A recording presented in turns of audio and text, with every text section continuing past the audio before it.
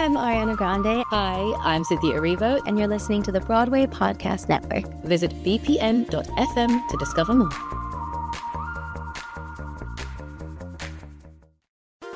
There's a cat over here.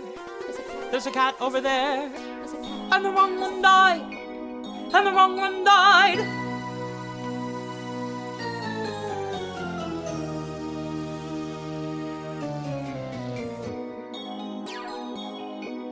Welcome to The Wrong Cat Died, the podcast breakdown of the catastrophe. I'm your host, Mike Abrams, and today we are celebrating Andrew Lloyd Webber. With Phantom of the Opera set to close on Broadway, I'm having a handful of what I'm calling Phantom Cats on the podcast. The guest today has been performing as Madame Giry on Phantom of the Opera, but before that, she was Grizabella in the Australian Circus Tour. So welcome, Maree Johnson. Thank you for joining me. Good morning. Hi. I am excited to have you on. I have not talked to anybody from your cast. And this tour is kind of fascinating to read about. So we'll get into that a little bit. But I always love starting with your history of Cats before you were in it. So, being in it in 2000, the 98 movie had kind of just come out. It was probably just circulating a little bit at that point. But had you had a chance, what was your experience with Cats before being in it? Had you seen it? Had you, got to see it live? Where were you before you got cast as Grizabella? I was in Sydney, Australia, and I remember seeing it. It was the original production in the 80s, I guess, mid to late 80s, I think, because it was before Les Mis, so somewhere there. You probably know those bits of Cats trivia, but so I was a young and, wide-eyed, and I thought it was amazing. I never imagined myself being in it, because I wasn't a trained dancer, and I think the biggest takeaway from that was the dancing, and I was just in awe of what they were doing in the set and how the set, came into the audience and how all the cats came up and, purred beside you in the show. So I was flabbergasted, actually. I hadn't seen anything like it at the time. It's interesting to hear you say that, because it is such a dance heavy show, but then it has this such a memorable belt. And so it's kind of unique to hear. I hadn't thought about it from that way as someone who can't sing or dance. So I walked out thinking, I can't do any of this. But to hear you say I'm not a dancer, this isn't for me, versus I'm a singer, can do this, especially with an opera background. I could do some of this stuff, but you had the reverse reaction because of the dancing. Yeah, I was intimidated by it, and I was just starting out. I was, 18 or something, or see, I was also not really going into theatre at the time. It was more of a hobby, so I was pretty much intimidated by it. But what it did, I think, was gave me enough of a bit more of the bug to perform, and because it was different, it wasn't your Oklahoma, it wasn't, I just come out of school doing The Boyfriend and Bye Bye Birdie and Oklahoma. It was that kind of genre. So, and we're talking last century in the 80s, the late 80s, so theatre was shifting then. So this was considered, very avant-garde at the time. So, it certainly got my creative juices flowing, that's for sure. But did I ever see myself in it at that time? Absolutely not. And nor was I was too young to be a Grizabella then. You have to age. Yeah. I guess that's true. There's been a wide range of aged Grizabellas, but it's generally supposed to be played by you're playing a weathered actress role as the idea, as that's the concept of Grizabella. So it's a little easier to do that later on. So you said that you were, that you weren't really fully into theater. Tell me a little bit about how becoming Grizabella happened, because you were a guest to come in for, I think, a month on this tour, correct? Yes. So I was a guest for this leg of the tour. It was Perth and Kalgoorlie and a couple of other towns, I think, in Western Australia. Kalgoorlie is really remote. If you don't know Kalgoorlie, it's in the middle of Western Australia. It's an old gold mining town. So that was pretty cool to see that part of Australia. So yeah, I just came in. So the cast was already up and running, and they'd already been touring for some months. And then they were going to continue on with the tour. And then I just, came back out, and I was Delia Hanna, who was the original Grizabella on that tour. So I just came in for those, I think maybe 6 weeks or something. I kind of remember such a long time ago. Yeah. So I had my own rehearsals in Sydney for a little while with the choreographer and director.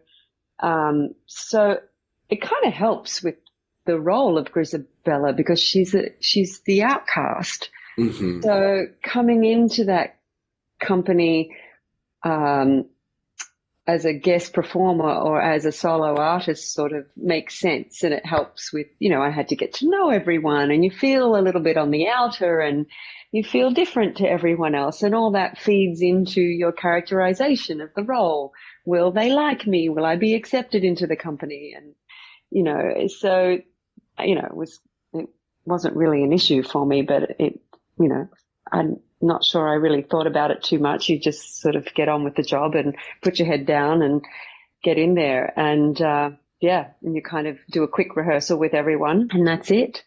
But it was an extraordinary production because it was a circus tent. It was like the Cirque du Soleil tents. And then I believe after I left, a couple of months later, there was a hurricane and it took it out. Oh, wow.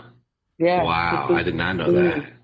Yeah. So I want to go back to a couple pieces here because you said a couple of things I have a lot of further questions on. So we'll take them one at a time. The first is that, the Grizabella coming in is almost, it seems like that's part of the intention, even when, when you're doing rehearsals for the new show, is they kind of keep Grizabella out a little bit of some of the dance stuff and other stuff to bring her in for that moment. So it almost was kind of forced upon you in just the circumstance, but it also helped. But one thing I've heard from a few Grizabellas is that when you go into that first time where you rehearse with the whole cast and you sing Memory, there's almost a little bit of pressure. It feels like because you haven't been with them the whole time, they have built this kind of family intentionally to kind of keep you out of it. And then you're going in to kind of have that moment. Did you feel that the first time you did the full rehearsal and you came in with Memory? Was there like a little extra pressure to perform the song super well, having been on the outside coming in? Sure, absolutely. Back then too, I don't know if they still do this now, and it's probably something depending on how well your negotiations go. But often the Grizabellas do actually dance in the opening number, which I did. So that also plays into the Grizabella's sort of history, is that she was one of them. She started out as a young cat like them, and well, in my mind she did. And then she goes to live her life, and then she returns to the pack. So yes, coming in and singing that moment, because it's also a very quiet moment. It's a very still moment and everyone's watching you. So there's always that trepidation. Yeah, it is a very haunting moment. It's a moment where, in 2000 was an issue, but now there's a few shows I've seen where that moment of like, oh, please, I just really am hoping nobody's cell phone goes off, because it's like it's so ready. Like the moment is just so eerie and powerful. And so it is exactly that. I want to talk a little bit more about the circus tour, because it does, again, this came from, it was a circular theater. As you said, there were some circus elements. It was called Cats Run Away to the Circus. Like, how much like difference is there for doing it in that type of circular theater compared to, what I mean, I'm just fascinated by this because it's so opposite of what I saw seeing the 2016 Broadway revival. Right. It was cool. It was really extraordinary. The tent, I mean, I can't remember how many semi-trailers this whole thing traveled in. Maybe, 6, I'm guessing. We had 2 of them that turned into dressing rooms at the back, and another 2, well, that's 4. So there must be it's probably 10. But 2 of the back loads of the trucks were the air conditioning units. pumping air into the tent. Wow. Because we're also talking Australia in summer. It's hot. Yeah. So you had that. And then you had these two other big trucks, maybe two or three, that the sides expanded out, and they were our dressing rooms at the back. And then the tent kind of shrouded all of that. And then you had, a number of tent poles going up, creating, I don't know if you have seen pictures online, but it almost looks, it's black. The tent's also black. Yeah. And you've got these tent poles going up that kind of look like cats, ears. You can almost say that. And we would enter, so like a circus, you've got the bombardiers coming in. So we would come up these ramps into the audience and come through the audience at the back, which is similar to the theatre, but it's a very dramatic entrance coming in that way through those entrances in a circus sort of thing. And I would come, Grizabella's first entrance was through that way and then up onto the stage. And then when she went, well, hopefully I'm not giving it away too early in the interview, but Grizabella would then go on up to the heavy side layer, and we'd go up on this sort of old tire as normal. And then I was in a harness, and I would have to climb down a very tall tent pole. Wow. There was almost like a little trapeze thing at the top that you would go onto a landing and then climb down. That's how you, after you went up every night, you climb back down for the ending? Yeah. Yeah. Wow. Yeah. It's the heaviside layer answers are always like, it's different in every production. Like how do you go up and how do you come back down? And I was thinking a little bit about the tent of, it was a 5,000 in some places person like stadium seating. Like there's so many, it's a big audience compared to a normal theater in most cases. And then you add in the circular element where you can't kind of have to go up and then hide behind. Like it's a much more challenging piece. And so I when I heard about this one, I thought a lot about the junkyard elements and how do you put that together and how you're able to kind of almost make a little bit more use of the stage and different things you could do, because it does fit the whole point of Cats is that you're getting a sneak peek into the Jellicle tribe and the life of them. And you add in like the circular element. It's like, oh, you really get a sneak peek in versus the very traditional, stage one look with who knows what's behind them. Right. Yes. And it'd be interesting actually, talking to some of the cast again who are on that tour for the long haul of it, because I'm sure they have a lot more memory of the details of that set, because I didn't crawl around that set the way they did. Yeah. I just kind of came on from a distance, stood there, sang my song, and then thank you very much, goodbye. Yep. Yeah. So my memory of the intricate details is somewhat limited.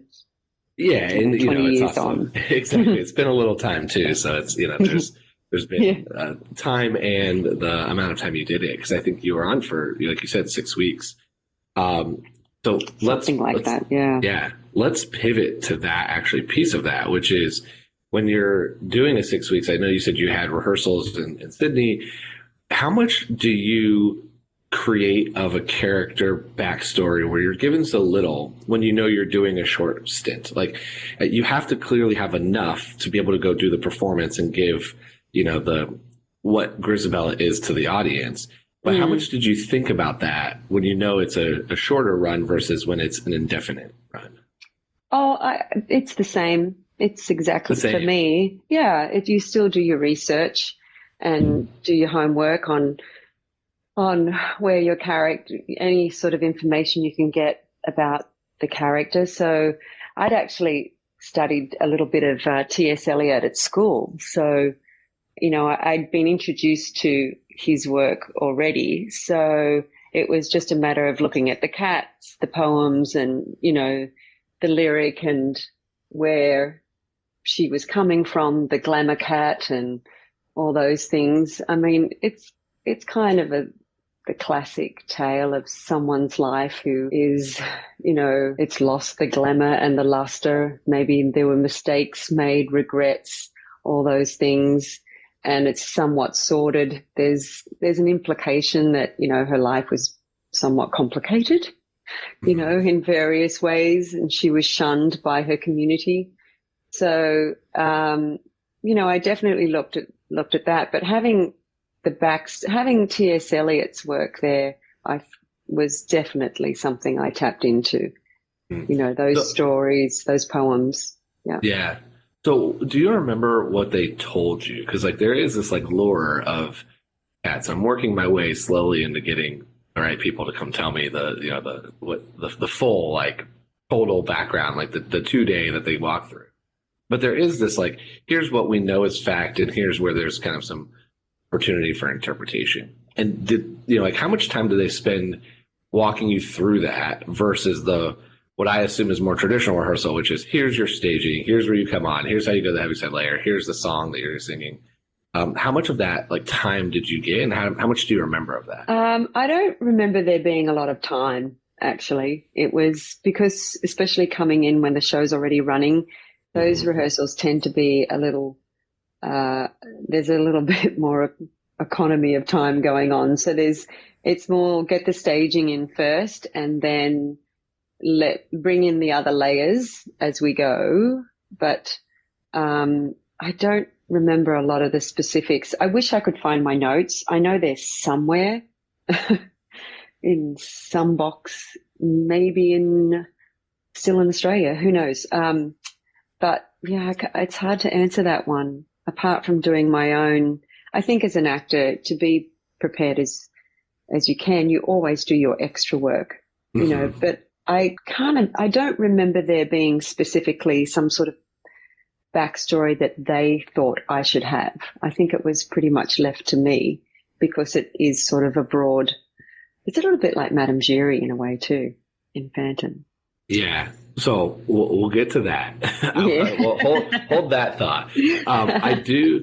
I think you're spot on. I've always fascinated talking to Grizabellas, and there's always two pieces of Grizabellas that I like talking about and hearing from. And the first is that, which is there is this almost ambiguous piece of where she went when she left. We're not really privy to that. We know that she was there before. We know that she left, and we know she's coming back because it's time, it's her time. But where she went is very open for interpretation. And there's some theories, and there's some this is what I thought, and this is how I thought about it. But it's almost not necessary to be relevant for the story. But did you at all think about that? Is that something where it's here's where Grizabella is coming back from because I'm returning? Or was it just, we knew that she had to leave, we had this or was it more, I guess, broad? It was probably a little more broad in the sense of, and I think as you get to know the cast and the other characters around you, that starts to develop within your rehearsal time. Once again, I didn't quite have that rehearsal time with the cast, so it developed probably on stage over a matter of days with the performances. So you start connecting, and when you're on stage, depending on the staging, it's that look, it's that, and watching that other performer, then sometimes that backstory develops in that moment. And then it becomes a lot more colorful and vivid in your imagination. So it feeds your performance that way. So definitely that's something that I've always relied on, is letting other characters help me make my story. Yeah. Depending on my relationship with them on stage, because their interpretation, they bring their own interpretation, and that feeds into your own story and your reaction to them. Yeah. So completely. I think it was a combination of your own history and your own vision of what it was to be, someone who was probably at the pinnacle of her career. And then either over time, she just became sort of she aged out and then became depressed and sad, or there was some massive scandal and she was shunned. I can't remember if I had that kind of detail with it, given the time that I was there to kind of pull it all together and get on stage. But that's a much more wholesome version than I've most of the time I hear. A lot of times it's very drugs or sex work or something else too, is like went really far off. Whereas I think I like the performer version. Like there's a slight scandal, was a little, nothing is bad. So. Well, I guess we're living in a world though now where I'm very careful of the way we judge people, because some people make very successful careers out of being sex workers. So totally, yeah. And it's yeah, and it's just like one of those fun pieces of this story for me is that it is kind of a dark show when you like really dig into it, and it's weird because there's kids everywhere and it's it's still cats, and but when you kind of break down some of the stuff, it's like, I hadn't thought about it that way, and it's it's very sexual, and there's a lot of pieces to it, and there's a lot of backstories to it, but at the end of the day, it's just cats, and so it's kind of like a funny piece too, and why I've got 100 episodes of the show is because of those stories that have been able to come from it. Right. Well, and there's also like if you look at TS Eliot too and start going into Love Song for Alfred J. Prufrock, it's also the decline of someone getting older and their loss of self and all those things. So it could be just as simple as it may not be all about drugs and sex, and it just aging and decline, and some people handle that better than others. Yeah. But yeah. The other piece I want to ask, and this will transition nicely into a little bit of our Phantom conversation. But one part that's I think really unique about Grizabella is you really get about 15-ish minutes on stage to tell your story, versus in Phantom you're on a lot more frequently. How do you prepare differently? Like, did you think about that differently when you're going to be really coming in to have your couple powerful moments? I guess maybe with the dance number at the beginning, but you come in and like all eyes on you, belting and then leave, versus being a little bit more like throughout the story weaved in. Oh, but when she first comes on, she's very, she doesn't come on with a full force. She's still, she's just reaching out. It's very gentle. She doesn't let rip at all. At the beginning, at that first. Yeah, but all eyes are still really on you there, because it's like, ooh, who is this? Like the music changes, the tone changes, like everybody's kind of looking at you. And then you go back off, and then you come back on and belt. Yeah, well, then that's her whole emotional journey in that song. It's the pain and the, it's a great sing. It really is. It's a great journey, that song. So. It all gets wrapped up in the end in the 11 o'clock number. Yeah. So do you prep differently though when it's going to be a shorter time on stage versus kind of in and out throughout the whole show? No, same thing. Same. Yeah. Okay. Interesting. Yeah. Love it. We'll be back for more of this catastrophe after a short break.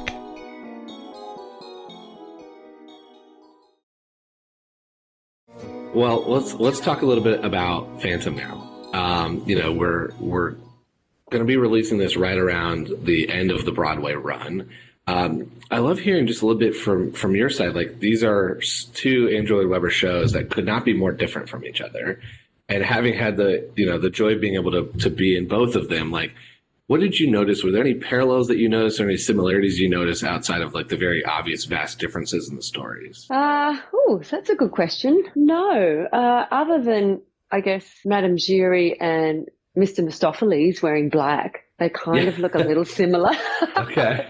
I don't think I've ever compared those two in my life. I've never thought about it that way. Well, if you look at their kind of costuming, and he's got black and a little bit of sparkle, and Madame Giry wears a little bit of sparkle in Masquerade. It's like, that could be a funny little, takeaway, is putting Madame Giry up there kind of choreographing Mr. Mistopheles, because, he's such an incredible dancer and she's the choreographer. So I always think, that could be cute.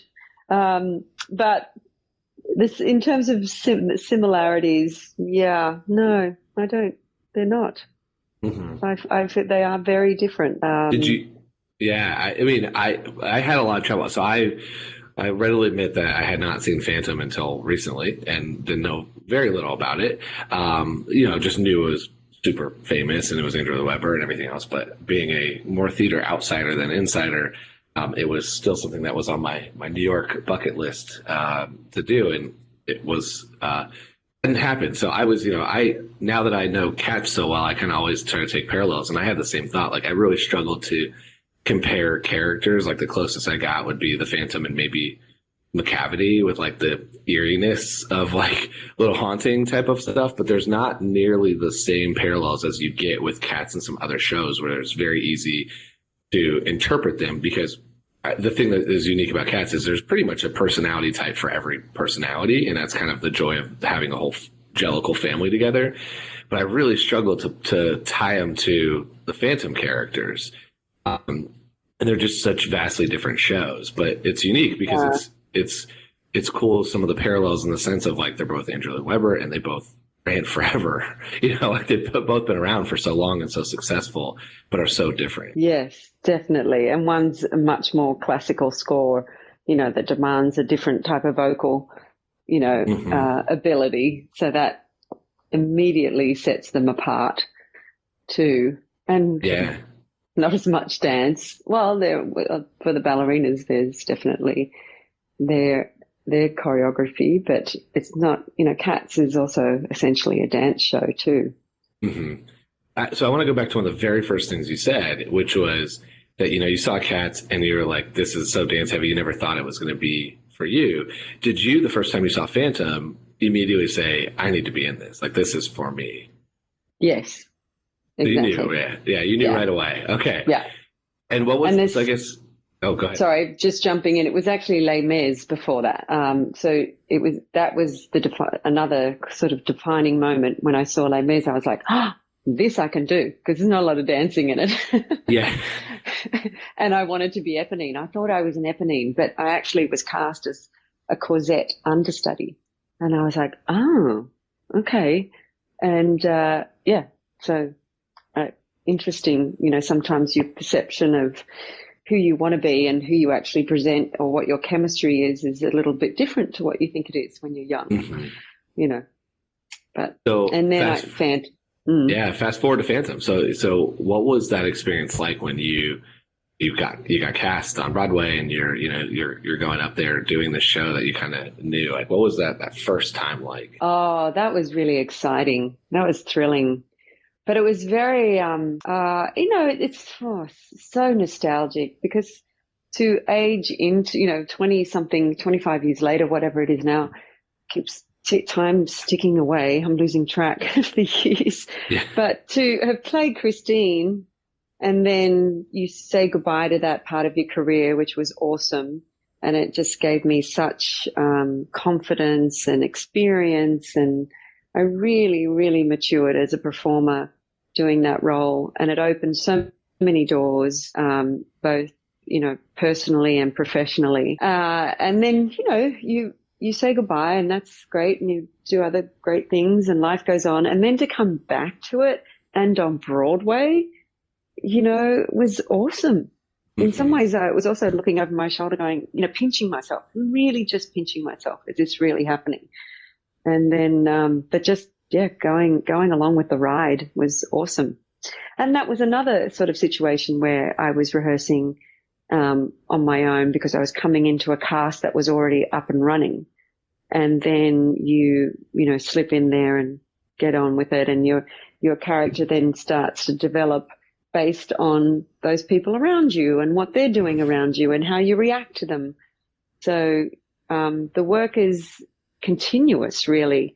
I always like to keep thinking and challenging myself as a performer. Even now, I'm coming on to 5 years with the show, including the pandemic.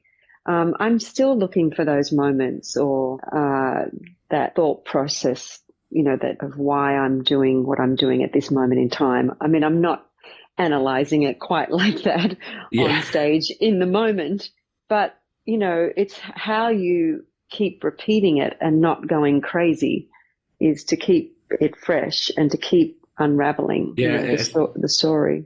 Yeah, you kind of have to do that too, right? Because the audience, for most people, it's probably the one time they're going to see it, or especially Phantom and Cats, where it's a lot more tourists coming in versus, the everyone in New York just going to see it.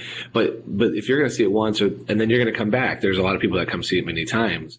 You don't want it to feel robotic, and when you do it 8 times a week, you have to come up with some ways to make some of that so it's fresh for you. Like, so it's I can't fathom, again, as someone who's not in this industry, does not perform, to do the same thing 8 times a week over and over and over and over again. Like, you kind of have to do some of those different interactions and moments to keep it fresh. And I think, maybe now with, all the different protocols and a lot more ins and outs, like having a swing probably also helps because you get a little bit of a different take on it for that day and stuff like that.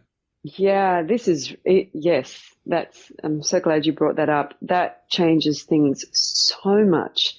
And it's actually, sometimes it's just, and most of the time, it's great. It really keeps you fresh.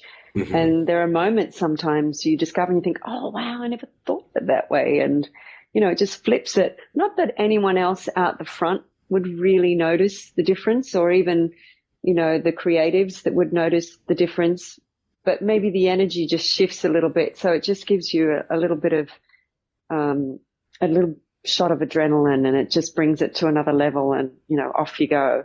So, it is, it's great having the understudies and standbys on more often. It really is. So before we get to the rapid fire, I know one thing you kind of said before we started is you might have some questions for me. So what questions do you have for me before we get into the $1 million questions here at the end? Oh, the rapid fire. You got me nervous. Okay. But questions for you. I was kind of curious. So why do you think Grizabella shouldn't go to the heavy-side layer? Ooh, okay. Because I haven't listened to, or no offense meant, I haven't been there for time with 8 shows a week. A little busy. Yeah. Yeah. So what's your backstory on why you think she doesn't deserve to go there? Okay. Not that I'm insulted, but go on. So let's do this then. We're going to go rapid fire. And then when we get to that last question, I will go first, giving you my answer and reason why. Okay. Great. So the rapid fire questions are very easy and fun. So my first rapid fire question is, if you could go on for one day, ignore ability, age, male, female, if you could go on to play one cat for one night only and you just immediately could do it, who would you want to perform one night as? Probably Mr. Mistopheles. Do the turns and everything. I love it. Yeah, I want to do all that. I want to be able to dance like that. Who are your favorite and least favorite cats? Character-wise, not obviously performers. Oh, no, I like them all. I can't say that. No favorites? Oh, I think Rum Tug, maybe because he's so funny. Tugger's favorite. Okay. Oh, I don't know. And Mungo, Jerry and Rubble Teaser, when they do that number, I love that. That's so cute. Yeah. I don't know. It's they all got such. Yep. I'll let you off the hook with no least favorite then. What is your favorite song from Cats? Memory. Memory. Yeah. I mean, it's a classic. It's the one I knew going in, and didn't even know it was in the show, and just walked. I was like, oh, I know this song. Which cat do you think? This is my phantom question. If one cat would be haunting a theater in their afterlife, after they're the Jellicle choice, who do you think would be the best at haunting a theater? Oh, well, Grizabella. Grizabella, yeah. She's ready to, yeah. Can't you just see her all in white and just creeping around, lurking in the corner and just being, she'd make a great sort of ghost-like, just trying, I think she's that image of her. I have asked so far, you're the fourth of your Phantom family I've asked that question to. You were the first Grizabella answer. Oh, that's which is interesting. Yeah. I'm a little biased. A little biased. Well, that's not going to go well for my last question. So my last question is, I don't think that Grizabella is the right choice. So I will give you my answer, and then I would like to hear your, I'm assuming defense of Grizabella, unless you want to defend somewhere else. So I'll give you the two answers. There was the funny, humorous, this is how this podcast started answer, and then there's where I actually kind of firmly believe right now, after talking to different cast members, hearing their thoughts on it. The funny was, I saw 2016, and I saw Leona Lewis, who I knew from The X Factor, that was how I knew her. She was playing Grizabella in the beginning of the revival in 2016.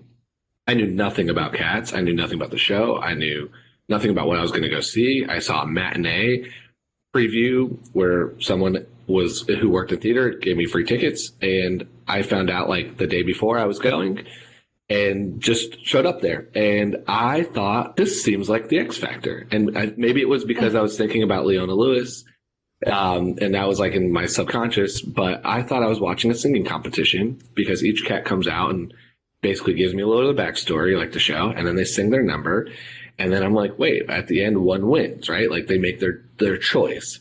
So I treated it as a weird X Factor, you know, like a cat's based X Factor. And if I'm judging as a vote for the audience at home, I would take the X Factor route, which is Simon Cowell likes to take 2 or 3 of the characters of the performers that were soloists and make them a group. That's how you got One Direction, Fifth Harmony, a couple of these like very famous bands came from the X Factor.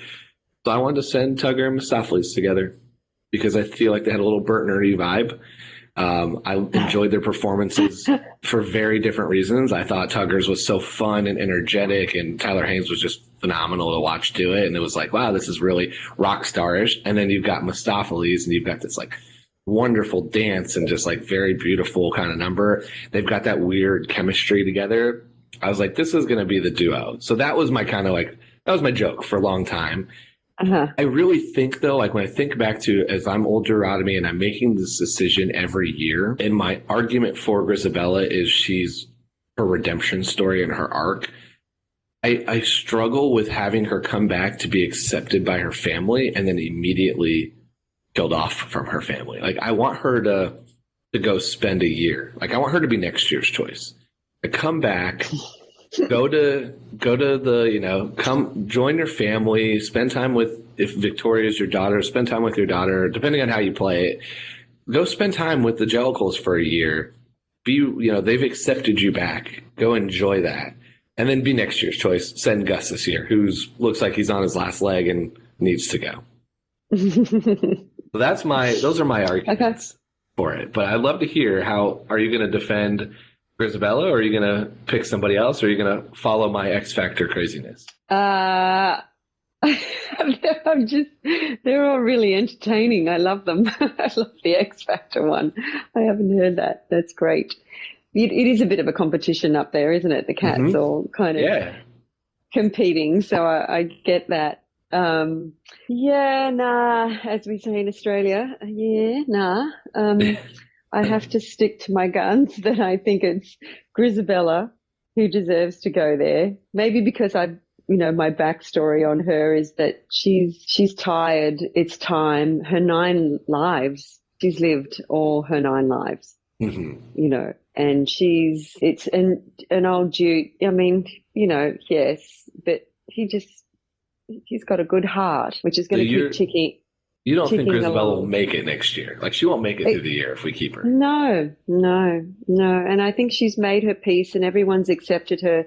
And she's already been a part of their lives. She doesn't need to relive and go back. She needs to now go to sleep and go to the next layer of life or spirituality.